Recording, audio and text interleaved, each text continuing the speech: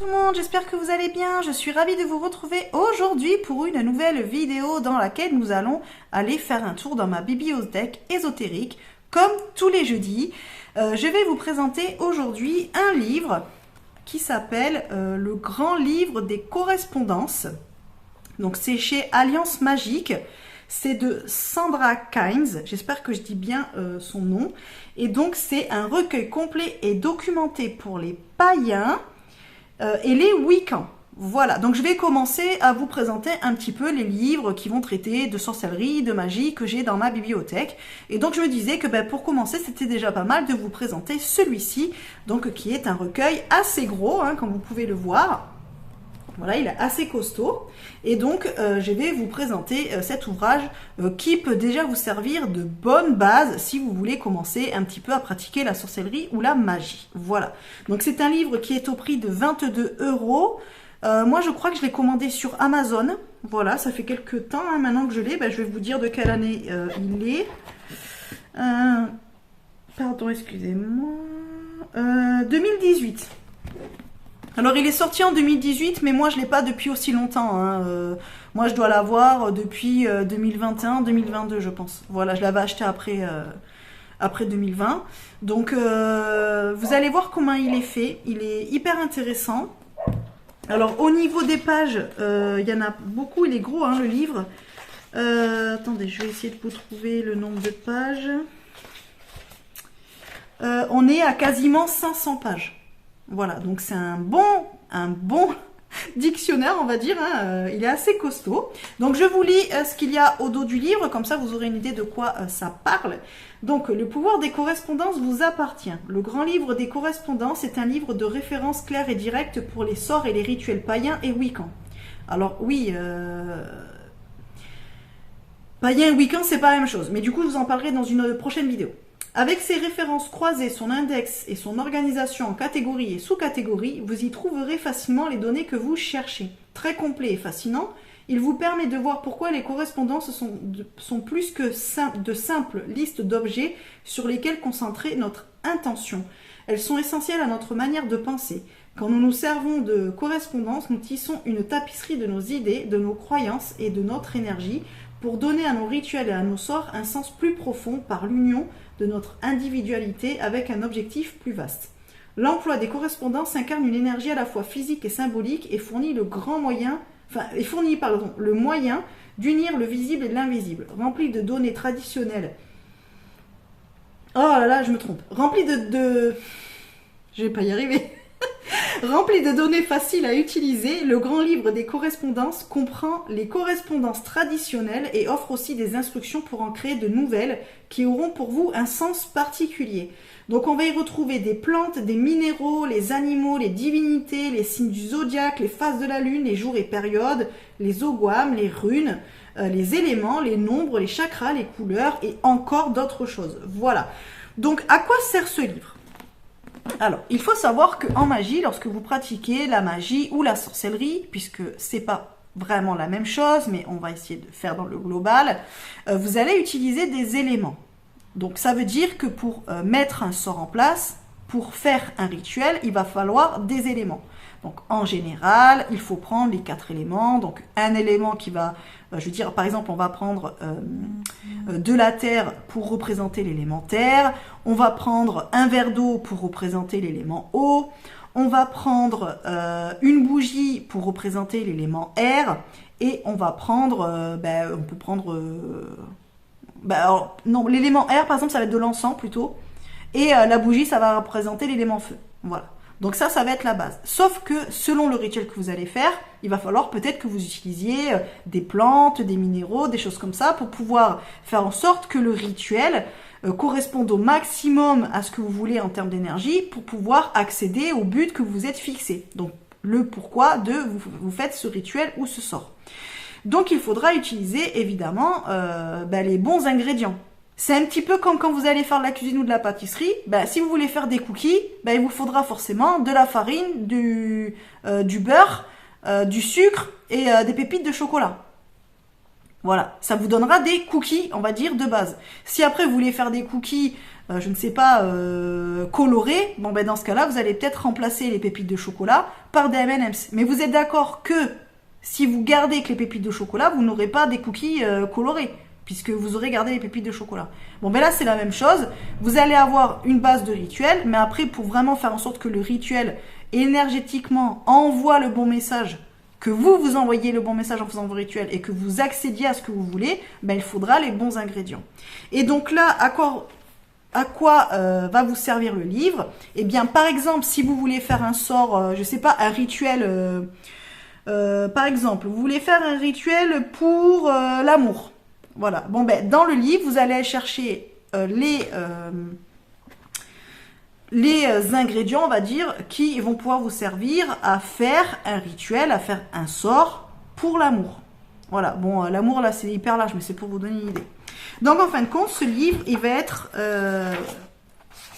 fait et organisé par thème. Donc, je vous montre. Voilà, donc là, vous avez le sommaire. Voilà. Donc, vous allez avoir, par exemple, le chapitre 1. Donc là, vous avez problème, intention et pouvoir. Donc là, on va parler du chapitre 2, le règne animal. Donc, vous allez avoir les arbres, herbes, plantes de jardin et buissons, plantes diverses. Chapitre 3, le règne minéral. Pierres précieuses et minéraux, métaux et alliages, produits de la mer. Le règne animal, donc vous allez avoir les animaux, les oiseaux, faune aquatique, reptiles, insectes divers, créatures mythiques. Donc là, par exemple, si dans un rituel, vous avez besoin de faire appel à une créature mythique pour lancer votre sort, eh bien, vous allez chercher lequel est le plus adapté pour votre sort. Chapitre 5, divinité et autres entités. Donc là, c'est si vous voulez travailler avec les déesses, les dieux, les esprits et créatures magiques et les anges. Après, vous avez astrologie, division du temps, donc zodiaque, système solaire, phase de la lune, pleine lune, saison, jour de la semaine, moment de la journée. Les fêtes, les ogwams et le calendrier des arbres, et les runes et les demi-mois runiques. Ensuite, vous avez un 7e chapitre, donc là où c'est plus divers, donc vous allez avoir les éléments, donc eau, terre, feu, air. Oui, c'est ça. Direction, les couleurs, l'énergie yin et yang. Les chakras, les nombres, et après vous avez une partie pour les tarots, donc les arcanes majeurs et les arcanes mineurs. Voilà, si par exemple vous travaillez aussi avec le tarot dans vos rituels magiques. Par exemple, vous voulez lancer un rituel et vous voulez savoir quel arcane du tarot, majeur ou mineur, pourrait vous aider à faire le rituel ou à lancer le sort, eh bien vous allez chercher dans le livre et donc vous trouverez la meilleure carte à choisir, le meilleur arcane à prendre pour votre rituel. Voilà. Donc vous avez une introduction, voilà, pour vous expliquer un petit peu comment ça fonctionne, tout ça. Donc sur quoi est basé le livre? Sur toutes les recherches, tous les grimoires, tout ce qui a été fait depuis toujours, je veux dire, ce qui est rentré un petit peu dans la norme. Par exemple, je ne sais pas si vous voulez faire... Moi je pratique pas forcément, donc voilà. Par exemple, si vous voulez... vous sentez que vous avez besoin de purifier votre maison, par exemple, comme ça c'est plus de mon domaine, et bien en fait dans le livre, si vous ne savez pas quelle plante utiliser, par exemple, vous pouvez aller voir purification dans le livre, et donc ça va vous amener avec quelle plante vous pouvez travailler, ou avec quels minéraux. Et du coup, comme ça, vous pourrez utiliser les bonnes plantes pour pouvoir purifier votre maison. Pour la protection, ça va être pareil. Si éventuellement vous avez envie de savoir quelle pierre... il faudrait que vous portiez sur vous justement pour être protégé des énergies négatives, et bien dans le livre vous allez trouver quelles pierres peuvent vous aider à faire ça. Vous voyez ce que je veux dire? Donc évidemment, après si vous pratiquez pas du tout la sorcellerie et tout, le livre en soi ne vous intéresse pas, mais si vous décidez par exemple de commencer à pratiquer et tout, sincèrement je vous conseille de l'avoir dans votre bibliothèque, parce que là vous avez quand même beaucoup de choses qui pourront vous aider à comprendre aussi pourquoi on prend plutôt telle pierre, ou pourquoi on prend plutôt telle plante pour faire tel ou tel rituel. Parce que si éventuellement vous achetez un livre, où dedans vous avez des rituels, dans ce rituel on vous dit, je ne sais pas moi, par exemple pour un rituel pour relancer la flamme dans votre couple, par exemple. Et dedans on vous dit qu'il faut, alors je vous dis des bêtises, ne notez pas ce que je suis en train de vous dire, parce que je vous dis des bêtises là. C'est un exemple. Si par exemple dans le rituel on vous dit, dans le livre on vous dit, alors voilà, pour le rituel il faudra, je ne sais pas, du gros sel, une ficelle, une feuille de rose... ou une fleur de rose par exemple, et je sais pas, de l'eau de lune. Voilà. Si vous prenez bêtement ces ingrédients, que vous faites le rituel, il y a de fortes chances que le rituel ne fonctionne pas. Pourquoi? Parce qu'en fait, vous ne savez pas avec quel outil vous travaillez. Donc en fait, vous ne pouvez pas vraiment ressentir et connecter aux énergies que l'on vous propose. Donc ça ne peut pas fonctionner. Donc en fait, pour qu'un rituel ou un sort fonctionne, il faut savoir pourquoi vous utilisez tel et tel ingrédient. Du coup, là, dans ce livre-là, ben, quand vous allez savoir à quoi est relié telle et telle chose, ben, forcément, vous allez comprendre pourquoi on utilise telle et telle chose. Par exemple, je vous dis une bêtise, dans votre rituel là, pour relancer la flamme dans votre couple, par exemple, ben, on vous dit d'utiliser des fleurs de rose. Oui, mais pourquoi? Elle va apporter quoi au rituel? Elle va représenter quoi? Elle symbolise quoi? Donc là, vous allez chercher rose dans le livre, et donc ça va vous donner pourquoi, dans ce rituel-là, on a mis ça. Déjà, ça va vous permettre aussi de vérifier que dans le livre que vous avez acheté avec les petits rituels, on vous raconte pas n'importe quoi, parce que c'est pareil aussi, hein, des livres maintenant sur la sorcellerie, où il y a des sorts et des rituels qui sont inventés, c'est ok, mais il y en a, ils inventent des trucs... ça n'a pas de sens, ça peut pas fonctionner, vous voyez ce que je veux dire? Donc là, il y a quand même un travail de recherche à faire derrière. Et pourquoi aussi peut-être, vous, de manière intuitive, là par exemple, je ne sais pas, là de manière intuitive, par exemple, pour là relancer la flamme dans votre couple, moi je vous ai parlé d'eau de lune, de fleurs de rose, je vous ai dit quoi d'autre? Je sais plus, bref, on s'en fout. Si, une ficelle et je sais pas quoi d'autre, ben en fait, pourquoi moi de manière intuitive, j'aurais pris ces outils-là? Et donc vous, par exemple, si vous avez envie de créer votre propre sort, et que vous vous dites, bah tiens, moi pour tel sort, par exemple moi là, si on reste sur le même, comme ça on bataille pas trop, si je me dis, ouais je veux relancer la flamme dans mon couple, si je me dis, ben moi de manière intuitive, j'utiliserai bien une fleur de rose, de l'eau de lune, une bougie rose par exemple, et je ne sais pas quoi d'autre, un bout de ficelle rouge. Voilà. Pourquoi est-ce que j'en suis venue à déduire qu'il me faudrait peut-être ces outils-là? Eh bien, le fait d'avoir ces trucs-là, vous pouvez le noter. Vous allez voir dans votre livre de correspondance à quoi ça pourrait correspondre à l'intérieur. Et vous voyez si ça correspond à ce que vous voulez en faire et quelle énergie vous voulez mettre dans votre rituel avec ce produit-là. Par exemple, si on prend l'histoire de la rose, on va aller chercher. Donc là, à la fin, vous voyez, vous avez, pour retrouver plus facilement ce que vous recherchez. Alors, est-ce que je vais avoir M donc là, c'est les trucs faune aquatique.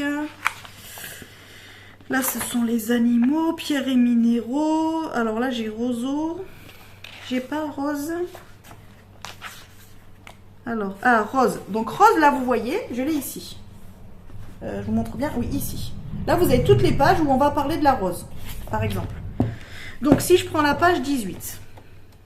On va aller voir, page 18. Oui, donc là, c'est rien, ça revient à rien. 19. À 19, ok, c'est pareil. 25.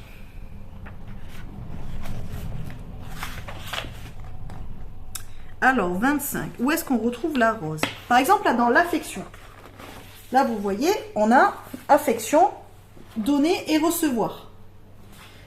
Dans un rituel ou un sort où vous voulez de l'affection, alors j'ai envie de vous dire, dans un retour de flamme, ben, ça peut être logique. Donner et recevoir, ben, vous avez les couleurs, donc orange et rose, donc la couleur rose. Et est-ce que vous avez les plantes? Oui, par exemple, plantes du jardin. Je vous montre, hein. Là, vous avez la colonne plante du jardin. Et dans la plante du jardin, nous avons quoi? La rose. Et c'est relié à attirer. Donc ça veut dire que moi, par exemple, si dans mon rituel, pour faire revenir la flamme dans mon couple, je veux utiliser la rose, c'est parce que déjà j'ai cette recherche d'affection que j'ai envie de retrouver, voilà, peut-être, et le fait d'attirer justement cette affection à moi. Vous voyez ce que je veux dire? Si par exemple on prend autre chose, j'avais dit quoi? Je me souviens plus ce que je vous ai dit en vrai. L'eau de lune. Est-ce que je vais trouver comme ça l'eau de lune? Dans quoi je pourrais chercher? Alors par contre je le trouve pas hyper... je trouve que c'est un peu galère pour chercher dedans. Je vais pas vous mentir. Il y a beaucoup de choses, il est bien construit, mais je trouve que c'est un peu la galère quand même. Phase lunaire, je pense pas. Je vais essayer de voir. 362. Bah si, par exemple on va dire. Par exemple je me dis, là je veux faire mon rituel par rapport à ce retour de flamme là que je veux. À quel moment du cycle de la lune, si par exemple moi j'aime travailler avec les énergies de la lune, avec quel moment de la lune il faut que je travaille. Par exemple, il faut que je lance le rituel, par exemple. Donc les cycles de la lune, je vous ai dit, c'est page 362.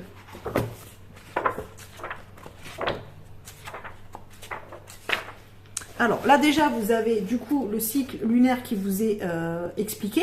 Voilà, parce que parfois on peut ne pas savoir ce qu'est la lune croissante et la lune décroissante. Pleine lune et nouvelle lune par exemple. Donc ça vous l'explique déjà.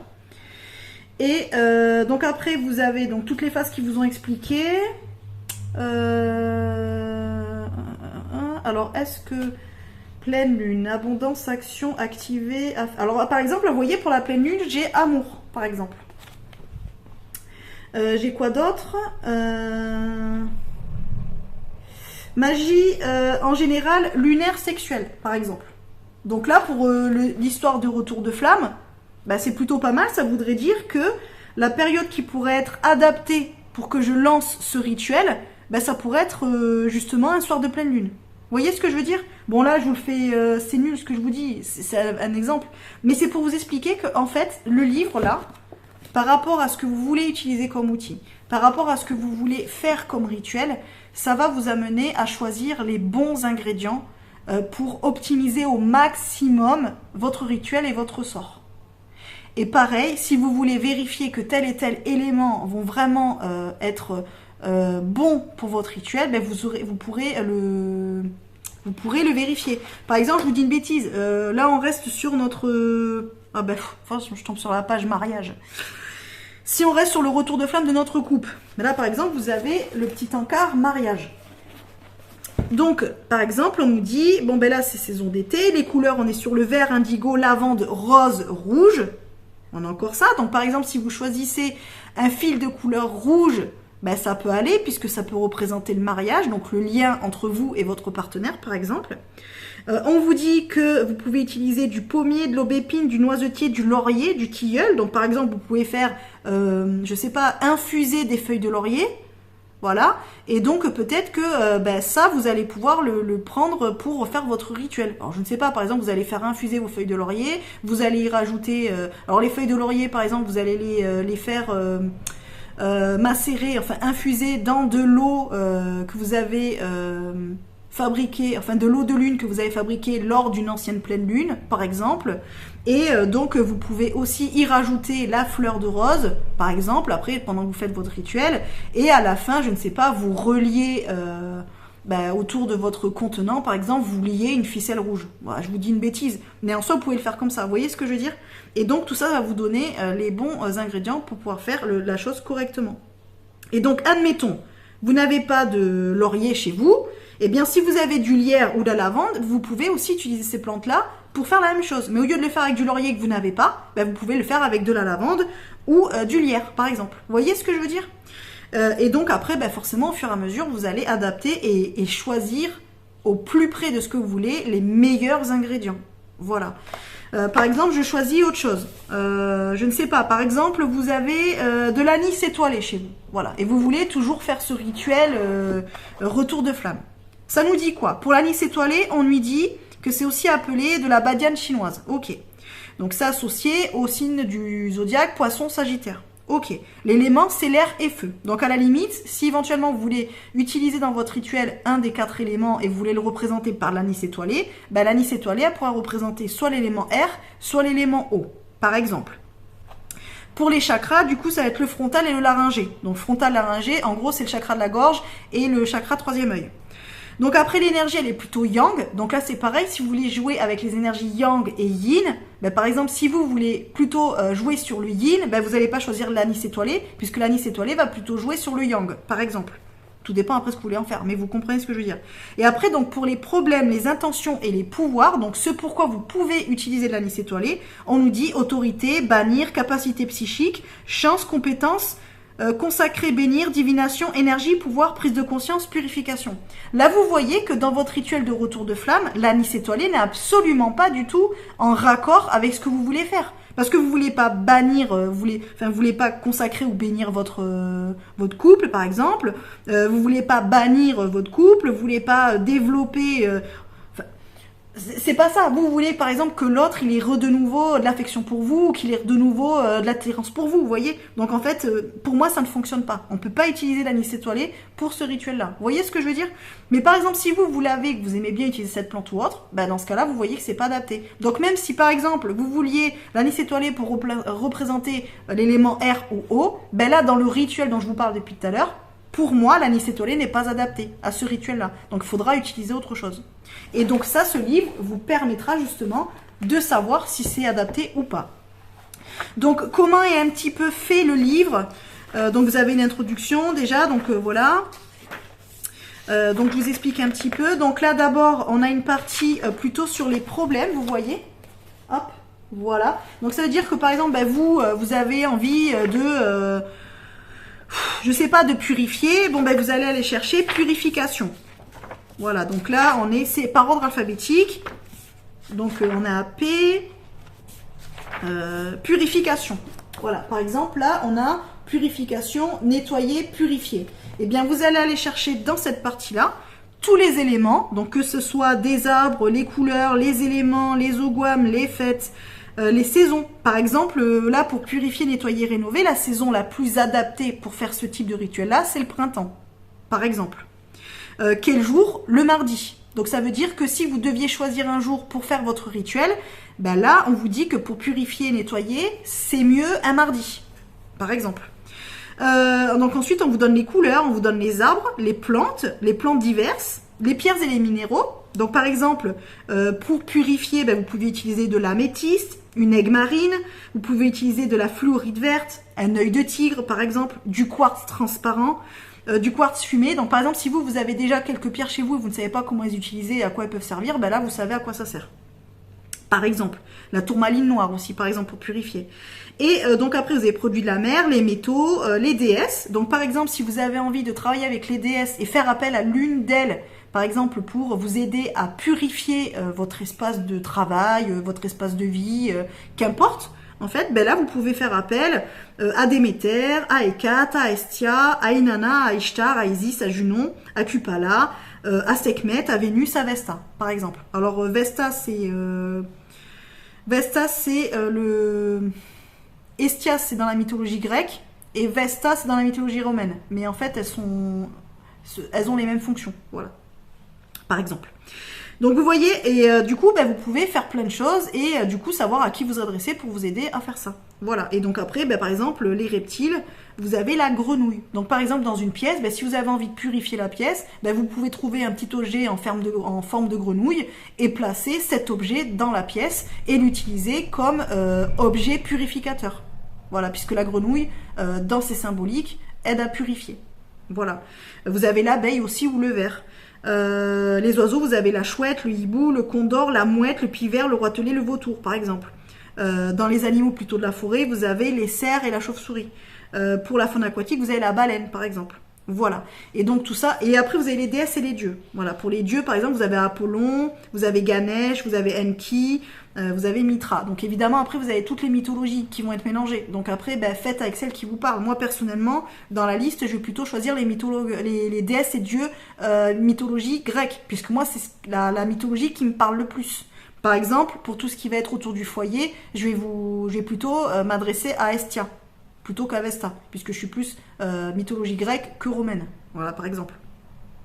Mais après, vous pouvez remettre dans votre mythologie qui vous plaît le plus. Par exemple, Ganesh, c'est la mythologie indienne. Donc là, à voir si ça vous parle ou pas. Voilà. Vous voyez ce que je veux dire? Donc après, on peut trouver de cette façon-là. Ensuite, donc vous avez, voilà, par rapport à votre problème, donc vous, c'est un problème lié à la purification, à l'amour, n'importe quoi, vous cherchez dans cette catégorie-là, chapitre 1. Et donc après, vous avez, donc par exemple, là pareil, vous avez le stress. Attendez, j'ai perdu. Voilà. Là, vous avez une partie pour soulager le stress. Donc là, c'est pareil, ben, vous allez chercher. Donc là, le stress, c'est plutôt... Par exemple, si vous êtes stressé, ben, on vous propose des couleurs bleu, rose, violet. Donc ça veut dire que si par exemple, un jour, vous avez un entretien pour un boulot et que vous vous sentez stressé, eh bien, vous allez dans votre penderie et vous allez choisir plutôt des vêtements de couleur bleue, rose ou violet. Puisqu'en fait, le fait de porter cette couleur-là, ça va vous aider à soulager, à apaiser votre stress. Vous voyez, vous pouvez l'utiliser vraiment même dans votre quotidien sans forcément être dans de la pratique, sorcellerie, magie pure et dure. Vous pouvez vraiment l'utiliser même dans votre quotidien. Par exemple, pour soulager le stress, on vous dit que les arbres, vous avez le bouleau, l'épicéa, la mélisse, le pommier, le platane, le tilleul. Par exemple, vous avez un grand jardin, vous avez envie d'être dans un environnement plutôt apaisant, vous pouvez planter ces types d'arbres autour de votre maison, si vous avez la place.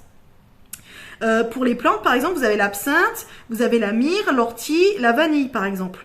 Pour les pierres et les minéraux, vous pouvez porter de l'agate à bande, de l'ambre, de la métrine, vous pouvez porter une aigue marine, une hématite, par exemple. Vous pouvez porter une labradorite. Voilà, elles sont assez connues, ça là. Vous pouvez porter un quartz rose.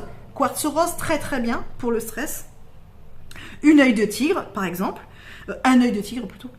Et une sodalite. Vous avez toute une liste en fait de pierres que vous pouvez porter sur vous. Donc pareil, vous avez un entretien, vous êtes un peu stressé avant d'y aller et tout. Vous mettez votre petite robe bleue et dans votre poche ou dans votre sac à main, vous mettiez votre petit quartz rose ou votre petite labradorite. Voilà. Et ensuite, c'est pareil, si vous voulez travailler plutôt avec les métaux, par exemple, vous avez des bijoux en or ou en argent, là, ça, vous pouvez porter l'un des deux. Donc par exemple, vous pouvez vous mettre des boucles d'oreilles or ou un petit bracelet en argent, par exemple. Et après, vous allez poser l'intention que ce bracelet en argent vous aide à soulager votre stress. Vous pouvez travailler avec la déesse Kuan Yin. Voilà, donc ça, c'est plutôt mythologie japonaise. Je crois que c'est japonais. Japonais ou chinois, à vérifier. Je vous dis peut-être asiatique, mais j'ai des doutes. C'est peut-être plutôt chinois. Et pour le dieu, vous avez le dieu Ganesh qui peut vous venir en aide. Donc vous pouvez faire une prière au dieu Ganesh avant de partir à votre entretien, si ça vous parle, et du coup, lui demander en fait qu'il arrive à vous soulager, à vous apaiser de votre stress pour que votre entretien se passe au mieux, par exemple. Et donc pour les animaux, vous avez le chat, le lion, le canard, le dauphin. Donc par exemple, là c'est pareil, vous pouvez avoir une petite broche, un petit pins, vous pouvez avoir un petit bijou avec dessus un petit chat, un petit lion, qu'importe. Vous voyez ce que je veux dire? Ou alors vous pouvez trouver une carte oracle. Par exemple, moi j'ai des oracles sur les animaux. Et bien par exemple, je peux dire le chat, ça m'apaise. Vous prenez un oracle où dedans vous avez la carte du chat. Et la carte, vous la gardez sur vous, vous la mettez dans votre sac à main, qu'importe, et du coup, vous demandez à cette énergie du chat de vous aider à soulager votre stress pour votre entretien. Vous voyez ce que je veux dire?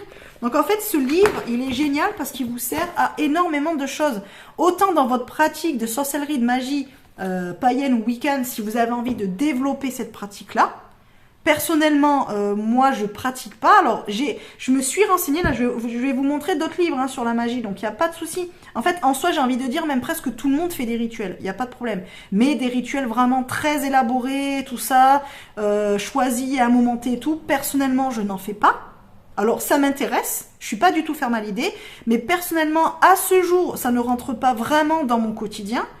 Par contre, il est sûr que si un jour, je ne sais pas, j'ai une nouvelle pierre, quelqu'un m'offre une pierre ou un bracelet par exemple avec des pierres dessus, on me dit je ne sais pas, c'est de la fluorite, je vous dis une bêtise, je ne sais pas à quoi ça correspond la fluorite, qu'est-ce que je peux en faire, à quoi, qu'est-ce qu'elle va m'apporter.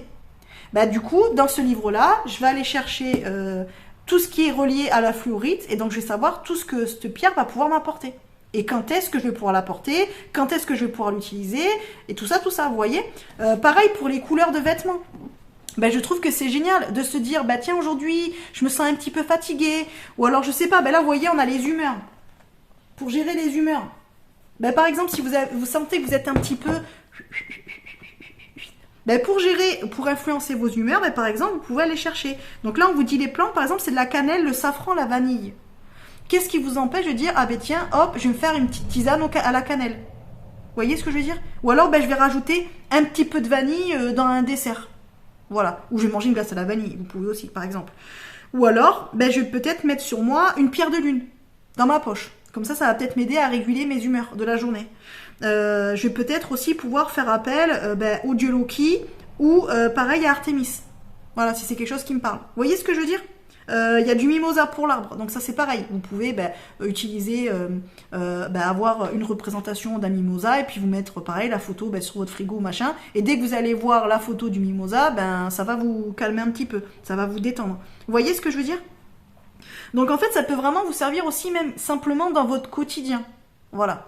Et je trouve ce livre génial. Franchement, il est super. Donc réellement, si vous vous intéressez à tout ce qui est voilà magie, sorcellerie, des choses comme ça, même si c'est simplement pour de la purification ou pour connaître les pierres ou pour savoir, dans votre jardin par exemple, moi je sais que dans mon jardin, j'ai du laurier.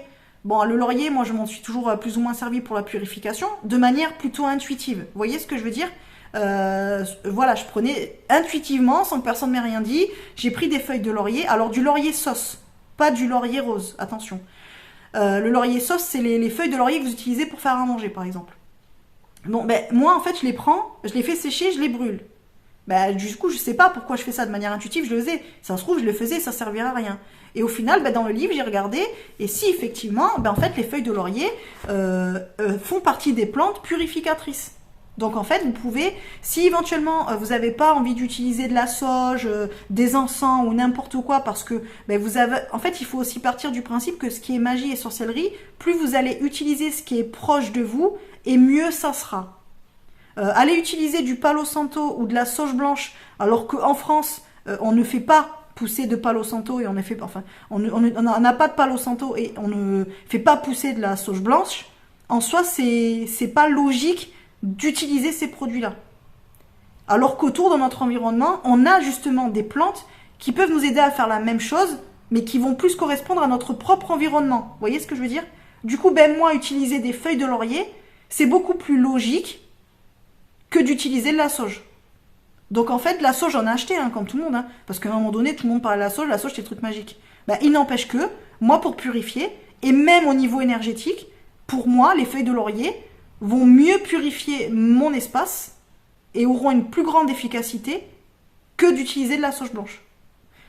Après, vous allez me dire, c'est une question de croyance, c'est tout ce qu'on veut, il n'y a pas de souci. Sachant qu'à la base, la sauge blanche, elle était faite pour les rituels justement de chaman, pour pouvoir se connecter à d'autres énergies. Donc en fait, elles n'ont pas à la base vocation à nettoyer. Voilà. Mais bon, bref, ça c'est un autre débat, je ne vais pas en parler de ça parce que je vais me faire des ennemis. Mais il n'empêche que, clairement, si vous pouvez utiliser d'autres produits que la sauge blanche pour nettoyer, faites-le. Enfin, pour purifier. Et clairement, si vous avez un laurier sauce près de chez vous dans votre jardin, utilisez-le. Et donc ça, c'est pareil. Si vous avez un jardin et que vous avez quelques plantes, vous pouvez regarder dedans et vous voyez ce qu'il peut vous apporter. Comment vous pouvez l'utiliser dans votre quotidien. Pour purifier, pour vous protéger, pour je ne sais pas, pour qu'importe, pour vous soigner, qu'importe, on s'en fiche, n'importe quoi. Vous pouvez voir. Et c'est pareil, si vous vous sentez intuitivement attiré par tel ou tel minéraux, par telle ou telle plante, par tel ou tel arbre, eh bien en fait, le fait d'aller chercher là-dedans, ça va vous donner à quoi il est rattaché. Qu'est-ce qu'il symbolise et ce que l'on peut faire avec. Et en fait, vous allez voir que si éventuellement vous aimez avoir des cactus chez vous, parce qu'en fait, le cactus est clairement en fait une plante qui chasse les énergies négatives. Donc en fait, pour vous, le fait d'avoir des cactus, en fait, c'était une façon de créer une bulle protectrice autour de votre maison. Puisqu'en fait, elle chasse les énergies négatives, par exemple. Voilà. Et donc, ça va vous permettre aussi de savoir quand faire les choses. Par exemple, si, je sais pas, vous avez les jours, la semaine, vous avez les phases de la lune, si vous avez envie de travailler avec toutes ces choses-là, du coup, vous aurez tous les détails. Donc, franchement, ce livre, pour 22 €, si vous pouvez l'avoir, ayez-le dans votre bibliothèque si vous avez ce type de pratique, parce que c'est vraiment une mine d'or et ça peut vraiment vous aider à vraiment faire que vos rituels soient beaucoup plus efficaces et beaucoup plus logiques. Voilà. Et qu'ils soient faits de manière réfléchie. Voilà, vous ne ferez pas n'importe quoi. Ils seront étudiés, ils seront approfondis. Donc vraiment, je vous le conseille. Voilà les amis, bon écoutez, je pense que je vous ai dit pas mal de choses. De toute façon, si vous avez d'autres questions sur ce sujet-là, on me les file en commentaire, il n'y a pas de souci, j'essaierai de vous y répondre. Donc dans les commentaires directement, ou si ça demande à être beaucoup plus développé, il n'y a pas de souci, je vous ferai une vidéo sur ce sujet-là. Mais voilà, j'espère que ça vous aura plu. Si vous connaissez ce livre, que vous l'utilisez, c'est pareil, n'hésitez pas à me le mettre en commentaire. Parce que j'aime bien avoir l'avis des autres, donc dites-moi si vous l'utilisez, si vous en servez. Et puis voilà les amis, ce que j'avais à vous dire sur ça. Du coup aujourd'hui on est jeudi, donc on se retrouve demain pour une guidance. Et puis la semaine prochaine, je vous parlerai des livres qui parlent de la magie du foyer, justement. Voilà, donc on parlera de ça la semaine prochaine, les amis, dans la bibliothèque ésotérique. Voilà, je vous fais plein de bisous, je vous dis bonne semaine, bon week-end, bonne journée, bonne soirée et à bientôt. Bye bye.